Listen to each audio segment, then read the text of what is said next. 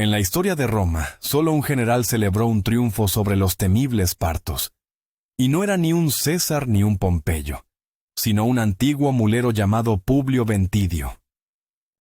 Se alzó desde la oscuridad para salvar las provincias orientales, vengando décadas de humillación romana en una campaña a relámpago.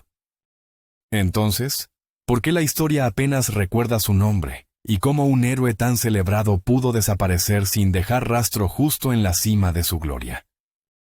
Para encontrar la respuesta, debemos regresar al tumultuoso año 42 a.C., a las cenizas aún calientes del campo de batalla de Filipos, donde el destino de la República Romana fue sellado con sangre, y 2 hombres se repartieron el mundo conocido.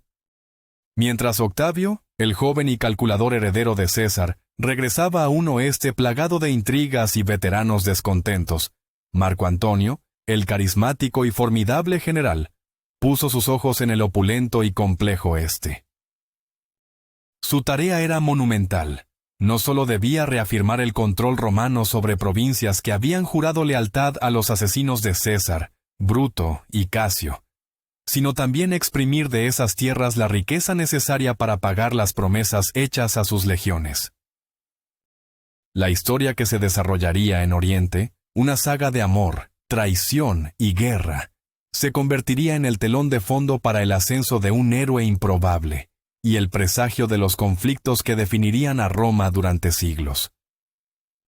Tras la decisiva victoria en Filipos y la subsiguiente división de tierras y legiones, Marco Antonio no se dirigió inmediatamente a las arduas tareas que le esperaban. Primero, se permitió un breve respiro, un invierno en Atenas, la cuna del pensamiento y el arte. Allí, lejos del rigor marcial de los campamentos, se sumergió en los placeres filosóficos y literarios que la ciudad ofrecía, un hombre de poder colosal deleitándose en la sofisticación de la cultura griega. Sin embargo, la primavera del 41 a.C. lo llamó de nuevo al deber, y cruzó hacia Asia Menor, un territorio lleno de cicatrices recientes y lealtades cambiantes. Gran parte de la región había apoyado a los liberadores, y ahora le correspondía a Antonio, como un maestro tejedor de poder, volver a unir los hilos rotos de la lealtad a Roma, o más precisamente, a los triunviros. Su método era una clase magistral de administración provincial, una mezcla precisa de clemencia y crueldad. Las ciudades que habían apoyado activamente a Bruto y Casio, como muchas de las orgullosas metrópolis de Jonia, se enfrentaron a una demanda aplastante, un tributo extraordinario equivalente a 9 años de impuestos, una carga diseñada para quebrar cualquier futuro impulso de rebelión, y para llenar las arcas de los triunviros, vaciadas por la guerra civil. Los reyes, tiranos y vasallos locales que habían apostado por el bando perdedor, fueron depuestos sin ceremonia, reemplazados por hombres cuya lealtad a la causa cesariana estaba fuera de toda duda. Gobernadores romanos y oficiales de alto rango acudían a él, con el rostro marcado por la ansiedad, buscando el perdón por sus alianzas pasadas. Antonio, mostrando una magnanimidad estratégica, perdonó a la mayoría, ejecutando solo a aquellos cuya implicación en el complot para asesinar a César era innegable. Pero su generosidad no era indiscriminada, también sabía recompensar la lealtad. A los rodios, que habían resistido a los liberadores, les concedió más tierras, y a los licios los eximió de impuestos como premio a su fidelidad. Era una demostración de su innegable talento como administrador, una faceta de su carácter a menudo eclipsada por su reputación de hedonista. En pocos meses, utilizando la amenaza del castigo y la promesa de la recompensa, logró que la mayoría de las provincias orientales volvieran al redil, asegurando una base de poder y recursos para su ambición definitiva, la invasión de Partia. Mientras recorría las provincias de Asia Menor, consolidando su poder, la mente de Antonio ya estaba fija en el este, en el poderoso imperio parto. Una campaña contra Partia no solo prometía una gloria militar inmensa, capaz de rivalizar con las conquistas de César en la Galia, sino que también era una necesidad estratégica para vengar la humillante derrota de Craso en Carras. Para una empresa de tal magnitud, necesitaba un aliado poderoso, una base logística segura y una fuente inagotable de recursos. Todas las miradas apuntaban a Egipto, el reino vasallo más rico y poderoso de Roma en la región. Por ello, envió un mensaje a su reina, Cleopatra, solicitando su presencia en Tarso, en la provincia de Cilicia. No era probablemente su primer encuentro. Años antes, cuando Cleopatra vivía en Roma como la amante de Julio César, es casi seguro que sus caminos se cruzaron en los círculos del poder de la capital. Pero este encuentro en Cilicia sería diferente. Plutarco describe su llegada como un espectáculo diseñado para cautivar, con Cleopatra navegando por el río Cidno, en una barcaza dorada, vestida como la diosa Venus. Más allá del espectáculo, fue su ingenio, su inteligencia y su innegable carisma lo que, una vez más, sedujo a un líder romano.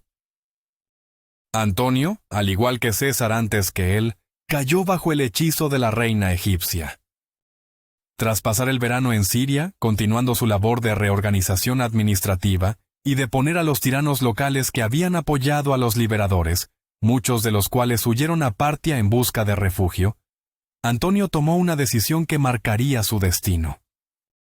En lugar de continuar con los preparativos inmediatos para la guerra, viajó a Alejandría para pasar el invierno del 41-40 a.C., con su nueva amante.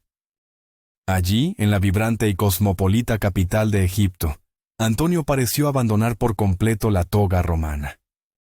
Se sumergió en el estilo de vida griego, vistiendo túnicas, frecuentando las escuelas y los templos, y participando en la vida intelectual de la ciudad. Su tiempo lo dividía entre los placeres del conocimiento y la compañía de Cleopatra, una relación que pronto dio frutos con el nacimiento de sus gemelos, Alejandro Helios y Cleopatra Selene. Esta prolongada estancia y su apasionado romance serían duramente criticados por los historiadores romanos posteriores, quienes, influenciados por la propaganda de su rival Octavio, pintaron un retrato de Antonio como un hombre debilitado y esclavizado por una reina extranjera. Apiano escribió que Antonio se desentendió de los asuntos romanos, cediendo a cada capricho de Cleopatra. Dion Casio lo llamó sin rodeos el esclavo de Cleopatra, y Plutarco afirmó que ella disipó y destruyó las buenas y salvadoras cualidades que Antonio tenía. Si bien estas acusaciones son condenatorias, es crucial recordar el profundo sesgo de estas fuentes, escritas en un entorno cultural que desconfiaba de las mujeres poderosas y bajo el influjo de la propaganda augusta, que necesitaba demonizar a Antonio para justificar la guerra civil que vendría después. La verdad de su relación es probablemente más compleja. Lejos de ser una simple seducción, su alianza era, al menos inicialmente, mutuamente beneficiosa. Antonio se aseguró el apoyo incondicional del reino más rico del Mediterráneo, vital para su inminente campaña parta. A cambio, Cleopatra utilizó el poder militar de Antonio para consolidar su propio trono, llegando al extremo de convencerlo para que ordenara la ejecución de su propia hermana y rival, Arsínoe, quien se encontraba exiliada en Éfeso. Fue una unión de ambición y afecto, una alianza estratégica sellada en el lecho real de Alejandría, mientras en las fronteras de Siria, una tormenta se estaba gestando. Fue durante ese invierno de lujo y amor en Alejandría, en algún momento a principios del año 40 a.C., cuando la amenaza parta, hasta entonces una sombra en el horizonte, se materializó en una invasión a gran escala. Un ejército formidable, que las fuentes estiman en unos 20.000 hombres, cruzó el Éufrates y se adentró en la provincia romana de Siria. Estaba liderado por una extraña pero potente alianza, el príncipe parto Pacoro, hijo del rey Orodes II, y el renegado romano Quinto Labieno. Labieno era hijo del célebre Tito Labieno, quien fuera uno de los mejores lugartenientes de César en la Galia, antes de unirse a la causa pompeyana. Tras la derrota de los liberadores, Quinto Labieno había huido a Partia, y ahora regresaba al frente de un ejército enemigo, encarnando la fusión de la amenaza extranjera y la persistente guerra civil romana. Su fuerza era la combinación letal de la táctica parta, con sus temibles catafractos, caballería pesada acorazada, y sus ágiles arqueros a caballo, una pesadilla para las legiones romanas en campo abierto. El gobernador de Siria, Lucio Decidio Saxa, un hombre nombrado por el propio Antonio, reunió apresuradamente sus fuerzas, probablemente alrededor de 2 legiones, para hacer frente a la invasión. El enfrentamiento fue un desastre para los romanos. En campo abierto, la infantería pesada de Saxa fue superada en número y flanqueada por la superior caballería parta. Las legiones fueron destrozadas, sus águilas capturadas, la máxima humillación para un ejército romano. Saxa logró huir, primero a la ciudad de Antioquía y luego hacia Cilicia, pero su suerte estaba echada. Fue perseguido, capturado y ejecutado sin miramientos. La muerte de Saxa y la aniquilación de su ejército crearon un vacío de poder que Labieno supo explotar con maestría. A pesar de los esfuerzos de Antonio por pacificar la región, Siria, que había sido la provincia de Casio, todavía albergaba a muchos simpatizantes pompeyanos. La presencia de Labieno, hijo de un popular líder pompeyano, y de otros exiliados romanos en las filas del ejército invasor, hizo que muchas guarniciones y ciudades romanas abrieran sus puertas sin luchar. Antioquía, la capital de la provincia, se rindió, y pronto toda Siria estaba bajo el control de los invasores. El ejército victorioso se dividió. Pacoro se concentró en subyugar el resto de Siria y las regiones adyacentes, mientras que Labieno avanzó hacia el norte, hacia Cilicia y Asia Menor. La campaña de Pacoro fue un éxito arrollador. Prácticamente toda la región cayó bajo su control, con la notable excepción de la ciudad de Tiro, famosa por sus formidables defensas insulares que la hacían casi inexpugnable. Desde Siria, Pácoro se dirigió al sur, al reino tributario de Judea, donde depuso al rey prorromano e instaló a Antígono II, Matatías, como nuevo gobernante, asegurando un estado vasallo antirromano en la frontera de Egipto. Mientras tanto, Labieno, proclamándose a sí mismo Imperator Particus, avanzaba por Asia Menor, ganando el apoyo de muchas ciudades en Cilicia.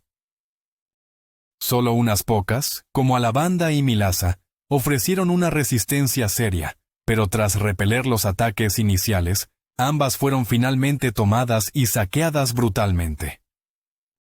En cuestión de meses, los partos y sus aliados romanos habían deshecho todo el trabajo de Antonio, apoderándose de vastos territorios y humillando el poder de Roma. La velocidad y la escala de la invasión fueron asombrosas, un éxito que ni siquiera el gran Mitrídates VI del Ponto, uno de los enemigos más acérrimos de Roma, había logrado alcanzar con tanta rapidez. La noticia de este desastre en Oriente llegó a Antonio en Alejandría, pero su reacción fue desconcertantemente lenta. Las fuentes antiguas, como Dion Casio, atribuyen su inacción a la pereza y a la distracción causada por los lujos de la corte egipcia y su romance con Cleopatra. Otros historiadores modernos sugieren una explicación más pragmática. Los partos se habían movido con tal rapidez que Antonio simplemente no tuvo tiempo de reunir una respuesta militar concertada antes de que la situación se volviera crítica. Sea cual sea la razón, no fue hasta la primavera del 40 a.C. que finalmente zarpó de Alejandría, dirigiéndose a Tiro para organizar una contraofensiva. Sin embargo, al llegar a la ciudad fenicia, recibió noticias aún más alarmantes, esta vez desde el oeste. Su hermano, Lucio Antonio, y su esposa, Fulvia, quienes habían iniciado una guerra contra Octavio en Italia, en un torpe intento por defender los intereses de Antonio, habían sido derrotados en la guerra de Perusia. Para empeorar las cosas, Octavio se había apoderado de la Galia, una provincia que pertenecía a Antonio. De repente, Su posición política en el corazón del poder romano estaba en grave peligro. Enfrentado a una crisis en dos frentes, Antonio tomó una decisión fatídica. Consideró que la amenaza a su poder personal en Italia era más inmediata y peligrosa que la pérdida de las provincias orientales. Dejando el frente parto en un estado de caos, reunió a la mayoría de sus legiones y se apresuró a regresar a Italia, abandonando efectivamente el este a su suerte. La ausencia de Antonio y sus legiones permitió a Labieno consolidar sus ganancias y expandirse aún más. Avanzó a lo largo de la costa sur de Asia Menor, llegando hasta Caria e Ionia, en el corazón del Egeo. El poder romano en Oriente estaba en su punto más bajo en décadas. Mientras tanto, en Italia, la tensión entre los dos triunviros más poderosos llegó a un punto de ebullición. El enfrentamiento parecía inevitable, pero la intervención de sus propios soldados, cansados de las guerras civiles, los forzó a negociar. El resultado fue el Tratado de Brundisium, que reafirmó su alianza. Para sellar el pacto, Antonio, cuya esposa Fulvia había muerto convenientemente, se casó con Octavia, la virtuosa y respetada hermana de Octavio. Sin embargo, la paz entre los triunviros no resolvía el problema más acuciante para la población de Italia, la hambruna. Sexto Pompeyo, el hijo menor de Pompeyo el Grande y el último gran líder pompeyano, controlaba Sicilia, Cerdeña y Córcega.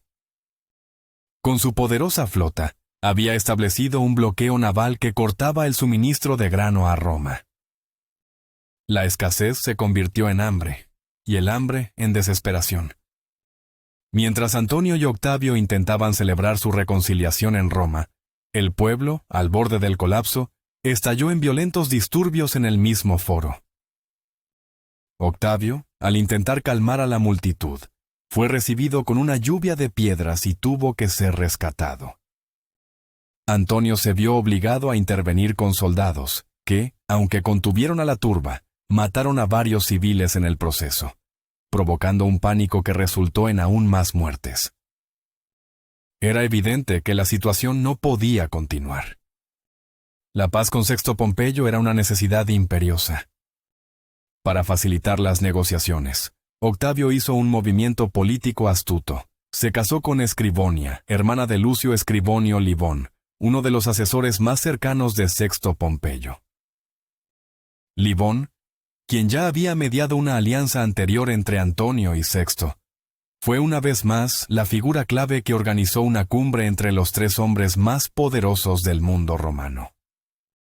La reunión tuvo lugar en Miceno a principios del 39 a.C., en una plataforma construida sobre el mar para evitar cualquier posible traición. Las negociaciones comenzaron con mal pie. Sexto, sintiéndose en una posición de fuerza, exigió un lugar en el triunvirato en sustitución del marginado Lépido, una demanda que Antonio y Octavio rechazaron de plano. A pesar del tenso comienzo, las conversaciones continuaron. Antonio y Octavio ofrecieron perdonar a todos los que habían sido proscritos y que se habían refugiado con Sexto, prometiendo devolverles una parte de sus propiedades confiscadas. Esta oferta tuvo un efecto inmediato y devastador en la posición negociadora de Sexto. Muchos de sus comandantes y seguidores más influyentes eran hombres proscritos, y la perspectiva de regresar a Roma y recuperar parte de su fortuna era demasiado tentadora para resistir. Comenzaron a presionar a Sexto para que aceptara el acuerdo. El plan original de Sexto había sido prolongar las negociaciones, sabiendo que cada día que pasaba, la hambruna en Roma empeoraba, y su poder de negociación aumentaba. Pero bajo la creciente presión de su propio bando, se vio forzado a buscar una paz rápida. El acuerdo final, conocido como el Pacto de Miceno, estipulaba lo siguiente. Sexto cesaría todas sus actividades de piratería, y levantaría el bloqueo, retiraría sus tropas de la Italia continental y enviaría inmediatamente grano a Roma. A cambio, los proscritos pompeyanos serían perdonados y se les restituiría una cuarta parte de sus propiedades. A los numerosos esclavos que habían huido para unirse a su ejército, se les concedería la libertad y la promesa de una recompensa completa al finalizar su servicio militar. Y, lo más importante, a Sexto se le concedería el gobierno de Sicilia, Cerdeña, Córcega y como concesión adicional, la provincia de Acaya en Grecia. El tratado fue sellado con otro matrimonio dinástico. La hija de Sexto se casaría con Marcelo, el sobrino de Octavio y yerno de Antonio. A primera vista parecía un gran logro para Sexto, pero en realidad era un trato relativamente pobre. Ya controlaba de facto las 3 islas, y con su supremacía naval, podría haber tomado Acaya por la fuerza si lo hubiera deseado. El único beneficio real era el reconocimiento oficial de su poder. Sexto era muy consciente de ello, y estaba furioso con los asesores que lo habían presionado para aceptar, en lugar de permitirle esperar a obtener mejores condiciones. En un banquete para celebrar el tratado, uno de sus almirantes le susurró que podía cortar las amarras del barco y llevárselos a Antonio y Octavio como prisioneros, eliminando a sus rivales de un solo golpe. Sexto, mostrando un destello de honor romano, se negó, diciendo que no había jurado hacer eso. Mientras tanto, para Antonio y Octavio, el tratado fue una victoria masiva. El fin del bloqueo y la llegada del grano de Sexto acabaron con la hambruna de inmediato, y los 2 triunviros regresaron a Roma como héroes y salvadores del pueblo. Con los asuntos en Italia temporalmente resueltos, Antonio pudo finalmente volver su atención al desastre que había dejado en el este. Con la paz asegurada en el oeste, Antonio estableció su cuartel general en Atenas. Desde allí, podía vigilar los frágiles equilibrios de poder en Italia, mientras reunía sus fuerzas para una contraofensiva masiva contra Partia. Sin embargo, él mismo no lideraría la vanguardia. Para la crucial tarea de enfrentarse a Labieno y Pacoro, eligió a un hombre cuya carrera era tan notable como improbable, Publio Ventidio Vaso.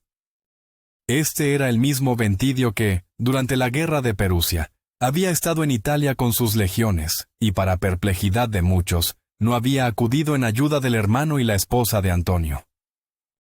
Ventidio era el epítome de un novus homo, un hombre nuevo que se había abierto camino hasta la cima sin el beneficio de un linaje aristocrático. Sus orígenes eran humildes. Se decía que había comenzado como un simple mulero, transportando suministros para el ejército. Fue allí donde, de alguna manera, llamó la atención de Julio César durante las guerras de las Galias. César, un genio para reconocer el talento sin importar el origen, lo vio como un hombre de gran potencial. Ventidio ascendió en las filas, demostrando ser un soldado competente y leal. Tras el asesinato de César, se alineó firmemente con Antonio, demostrando su lealtad en los eventos que llevaron a la batalla de Mutina. César lo había nombrado pretor en el 43 a.C., un ascenso meteórico para alguien de su extracción. Aunque había ostentado mandos militares, nunca antes se le había confiado el control total de una campaña de esta envergadura. El hecho de que Antonio, un estratega militar consumado, le entregara el destino de las provincias orientales, revela no solo un nivel extraordinario de confianza, sino también una aguda lectura política. Quizás, el hecho de que Ventidio no hubiera apoyado a Lucio Antonio y Fulvia en su desastrosa guerra contra Octavio no fue un acto de cobardía o deslealtad, sino la ejecución precisa de las órdenes tácitas de Antonio, quien no había autorizado esa guerra. Ventidio había demostrado ser un hombre que entendía la sutileza de la política del poder, además de la brutalidad de la guerra. En la primavera del 39 a.C., Ventidio, al frente de una fuerza de probablemente 4 legiones, junto con un considerable número de infantería ligera y caballería, cruzó a Asia Menor. Su objetivo era establecer una cabeza de puente para la llegada posterior de Antonio, y comenzar a hacer retroceder la marea parta. Aunque Labieno se había movido rápidamente y había conquistado un vasto territorio, aún no había logrado consolidar su posición, y lo que es más importante, se había alejado significativamente de su principal fuerza de apoyo parta, que permanecía en Siria. La única fuerza que Labieno tenía consigo eran las tropas auxiliares locales que se habían unido a su causa, y quizás 2 legiones que había reclutado en Siria. Al enfrentarse al ejército más grande y profesional de Ventidio, Labieno no tuvo más opción que retirarse hacia el sur, hacia Cilicia, con la esperanza de reunirse con los refuerzos partos que venían de Siria.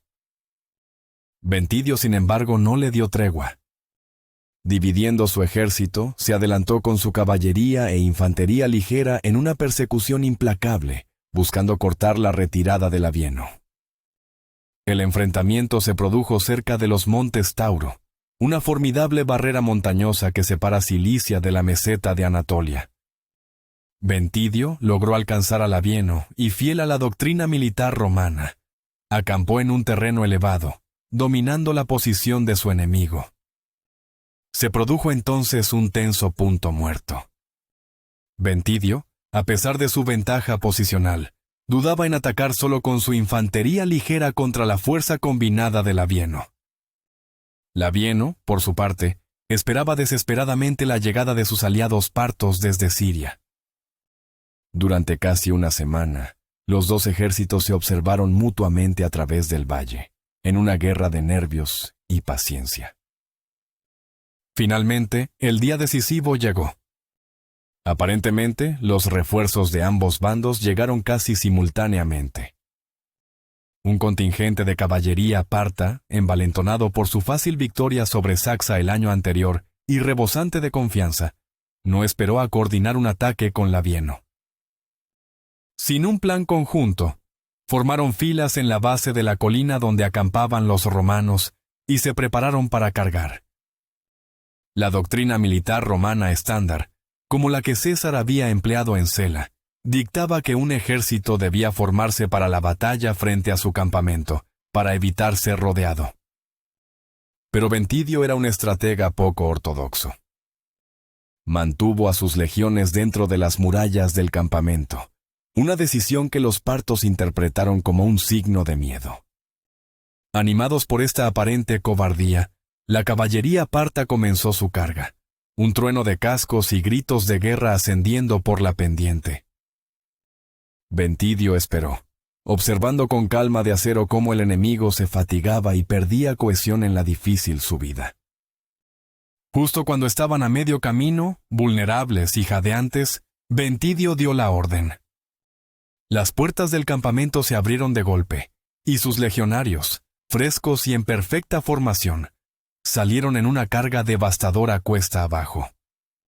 Atrapada por sorpresa, luchando cuesta arriba y enfrentándose al muro de escudos y pilums de la infantería pesada romana, la caballería parta no tuvo ninguna oportunidad. El impulso de la carga romana fue irresistible.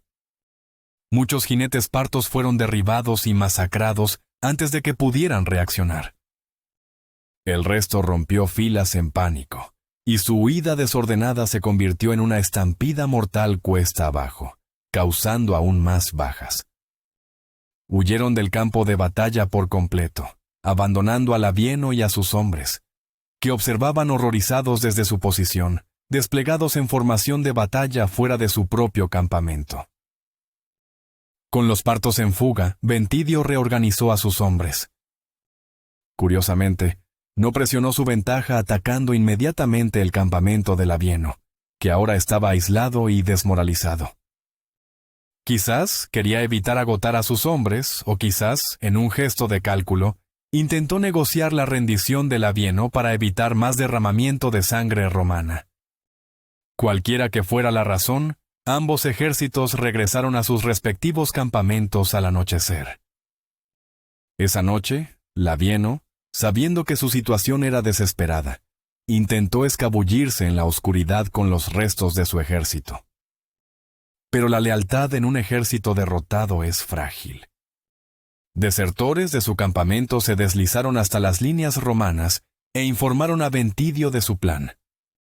Ventidio actuó con rapidez fulminante. Organizó una emboscada en la ruta de retirada de Labieno, cayendo sobre la fuerza que huía en plena noche. El resultado fue una matanza. Muchos de los hombres de Labieno fueron asesinados y el resto, capturados. El destino final de Quinto Labieno es incierto. Dion Casio dice que logró escapar de la emboscada inicial, pero fue arrestado poco después y ejecutado. El historiador Festo afirma que fue asesinado durante la propia emboscada. En cualquier caso, el resultado fue el mismo. El líder romano de la invasión parta estaba muerto. Ventidio había logrado una victoria impresionante, asegurando Asia Menor y demostrando ser un comandante de un calibre excepcional. Con Asia Menor asegurada, Ventidio no perdió tiempo. Su siguiente objetivo era salvaguardar Cilicia y reconquistar Siria. Sabía que los partos intentarían defender los accesos a Siria, y marchó con su ejército hacia el paso de Amanus, o las puertas sirias, el corredor estratégico que conectaba ambas regiones. Como esperaba, encontró el paso guarnecido por una fuerte fuerza parta, decidida a vengar su reciente derrota. Ventidio, en lugar de un asalto frontal, recurrió de nuevo a la astucia. Dejó a 2 de sus legiones ocultas en una emboscada y envió un destacamento de caballería para provocar a los partos. La caballería romana se acercó, intercambió algunas escaramuzas y luego fingió una retirada desordenada, atrayendo a los partos, ansiosos de victoria, directamente hacia la trampa. Cuando la fuerza parta, desorganizada en su persecución, entró en la zona de la emboscada, las legiones de Ventidio surgieron de sus escondites. El ataque fue una masacre. Los partos, atrapados en un terreno desfavorable y atacados por todos lados, fueron aniquilados. Su comandante, Farnapates, uno de los generales más capaces de Pacoro, murió en la lucha. La noticia de esta segunda derrota catastrófica en tan poco tiempo llegó a Pacoro, el príncipe parto. Al enterarse de la aniquilación de la guarnición del paso de Amanus, Pacoro comprendió que su posición en Siria era insostenible. Sin Labieno y con sus fuerzas significativamente mermadas, retiró el resto de su ejército de la provincia, cruzando de nuevo el Éufrates hacia territorio parto para reagruparse. Así, gracias a 2 victorias brillantes y una astuta planificación, Ventidio logró reconquistar toda Siria casi sin tener que luchar más. Una vez asegurada la provincia, comenzó el lento proceso de reorganización administrativa, revirtiendo todas las acciones de los invasores. Esto incluyó enviar un pequeño destacamento de tropas para apoyar a Herodes, el hijo del depuesto rey de Judea, en su intento de arrebatar el reino al rey títere instalado por los partos, Antígono II. Sin embargo, Ventidio sabía que la guerra no había terminado. La invasión parta había sido detenida, pero no derrotada por completo. Pacoro era un comandante capaz y orgulloso, y era solo cuestión de tiempo que regresara buscando venganza. El respiro era solo temporal, y la verdadera prueba para el poder romano en Oriente aún estaba por llegar. Efectivamente, al llegar la primavera del año siguiente, 38 a.C., Pacoro había reunido un segundo y aún más grande ejército de invasión, con un total de entre 20 y 30,000 soldados. Estaba decidido a aplastar a Ventidio y restaurar el prestigio parto. En ese momento, las legiones de Ventidio todavía se encontraban en sus cuarteles de invierno, dispersas por Siria y algunas incluso en Capadocia, a una distancia considerable. Ventidio se enfrentaba a una crisis. Necesitaba tiempo para reunir a sus fuerzas, antes de que el enorme ejército de Pacoro cruzara el Éufrates. Fue entonces cuando, según Dion Casio, Ventidio ejecutó su ardid más audaz. Utilizó a un príncipe local, conocido por tener relaciones amistosas con los partos, como un agente doble para difundir desinformación. Ventidio le instruyó que le dijera a Pacoro que él, el general romano, no temía que los partos cruzaran el río por su lugar habitual, cerca de la ciudad de Ceugma. Supuestamente, le confió al príncipe que el terreno montañoso alrededor de Ceugma favorecía a sus legiones y que podría defender fácilmente el cruce. Sin embargo, le dijo que su verdadero temor era que los partos cruzaran mucho más abajo en el río, donde las llanuras abiertas darían a la superior caballería parta una ventaja decisiva contra su infantería. Pácoro, al recibir esta información, cayó en la trampa. Evitó el cruce rápido en Zeugma y en su lugar marchó con todo su ejército río abajo, perdiendo unos 40 días preciosos en el proceso de buscar un nuevo punto de cruce y construir un puente. Esos 40 días fueron todo lo que Ventidio necesitaba. Le dieron tiempo suficiente para reunir a todas sus legiones dispersas y preparar a su ejército para la invasión inminente.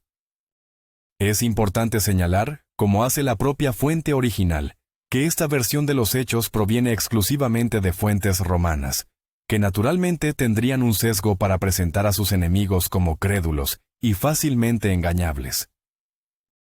Pácoro era un comandante talentoso, y algunos historiadores modernos cuestionan si habría sido tan fácilmente embaucado. Una teoría alternativa sugiere que Pácoro esperó deliberadamente a que Ventidio reuniera a todo su ejército.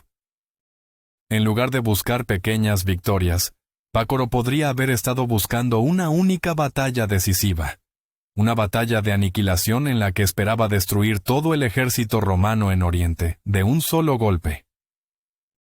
Independientemente de si fue el resultado del engaño de Ventidio o del cálculo estratégico de Pácoro, el resultado final fue el mismo. Ventidio tuvo tiempo suficiente para reunir a su ejército y prepararse para el enfrentamiento decisivo. Los dos ejércitos finalmente se encontraron cerca del monte Gindaro, en la región de Cirréstica, en Siria.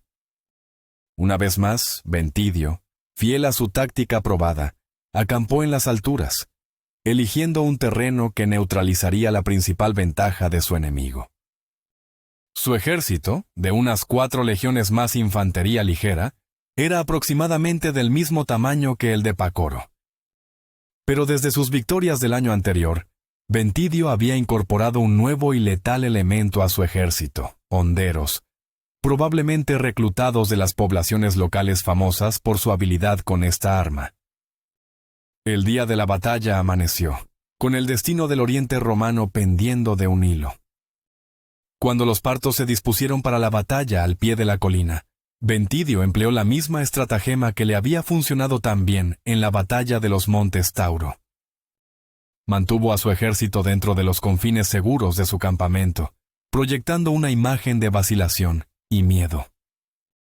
Los arqueros a caballo partos, la vanguardia de su ejército, comenzaron a avanzar por la pendiente, listos para acosar a los romanos con una lluvia de flechas. Ventidio esperó con una paciencia de depredador. Dejó que se acercaran, que se fatigaran en la subida, hasta el último momento posible. Entonces, desató una parte de su fuerza en una salida repentina y violenta. Algunos de los arqueros a caballo fueron sorprendidos por la embestida y masacrados antes de que pudieran escapar. El resto se retiró apresuradamente, pasando junto al fuerte romano con una parte de la fuerza de Ventidio, persiguiéndolos para mantener la presión. Pácoro, observando desde abajo, cometió un error de cálculo fatal. Asumió que la salida de los romanos involucraba a todo el ejército de Ventidio, atraído por sus arqueros a caballo. Creyendo que el campamento romano estaba ahora indefenso, ordenó a su élite, los temibles catafractos, que avanzaran cuesta arriba para tomar el campamento y terminar la batalla. Fue entonces cuando Ventidio jugó su carta ganadora.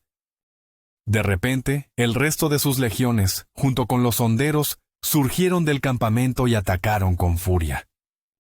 Con la ventaja del terreno elevado, la carga de los catafractos, normalmente imparable en terreno llano, fue embotada y rota por la sólida muralla de escudos romanos.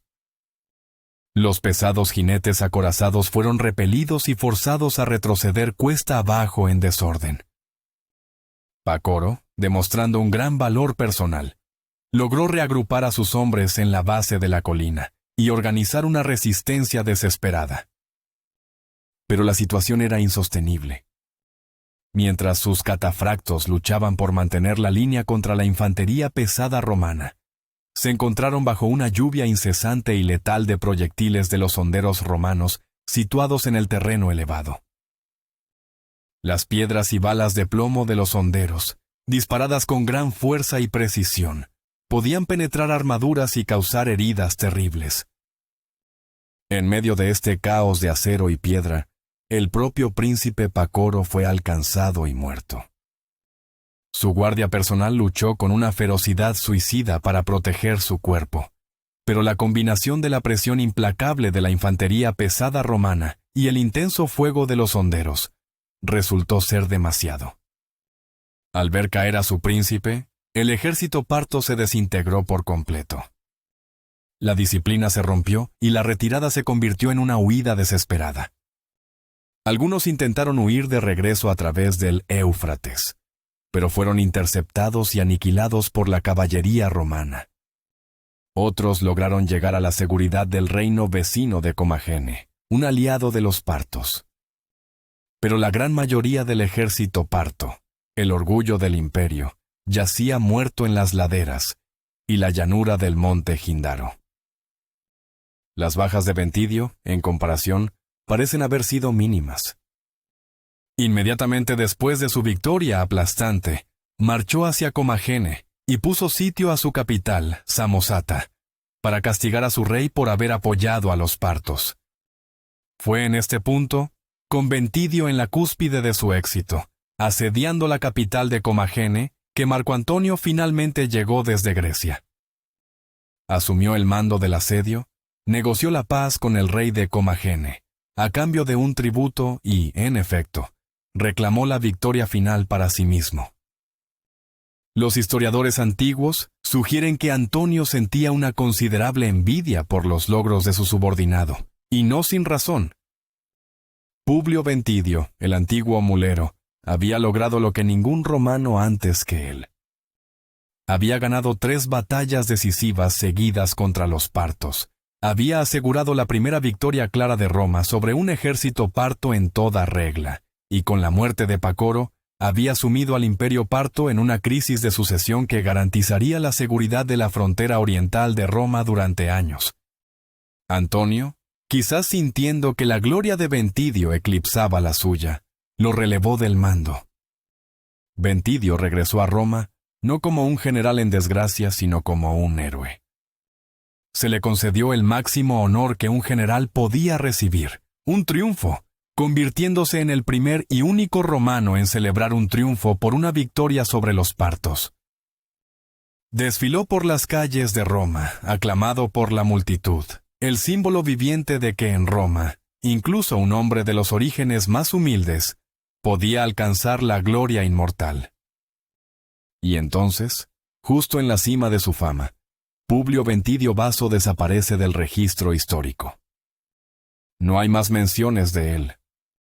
La suposición es que murió poco después de su triunfo, aunque no se sabe si por causas naturales, disfrutando de su retiro, o si su fin fue más siniestro, víctima silenciosa de las peligrosas corrientes políticas de una era en la que el éxito podía atraer tanta atención no deseada como el fracaso. Su historia sigue siendo una de las más fascinantes y trágicas de la República tardía, la de un héroe que salvó a Roma para luego ser borrado de su memoria. Mientras Ventidio aseguraba el este, la paz que Antonio y Octavio habían comprado a un alto precio en el oeste, se estaba desmoronando rápidamente. El Tratado de Miceno, nacido de la necesidad, demostró ser tan frágil como las promesas de los hombres que lo firmaron. Mientras Antonio estaba en Atenas, Sexto Pompeyo había exigido, según lo acordado, el control de la provincia de Acaya. Antonio, a su vez, exigió los ingresos fiscales de la provincia para financiar su largamente planeada campaña parta, una demanda que Sexto, sintiéndose engañado, se negó a cumplir. Para empeorar las cosas para Sexto, uno de sus generales y gobernadores más importantes, un hombre llamado Menas, desertó al bando de Octavio, entregándole el control de Cerdeña y 3 legiones. En respuesta, Sexto, considerando el tratado roto, desató una vez más a su flota para reanudar sus actividades de piratería en el Mediterráneo. A principios del 38 a.C., la paz estaba en jirones, y el espectro de la guerra civil y la hambruna volvía a cernirse sobre el horizonte de Italia.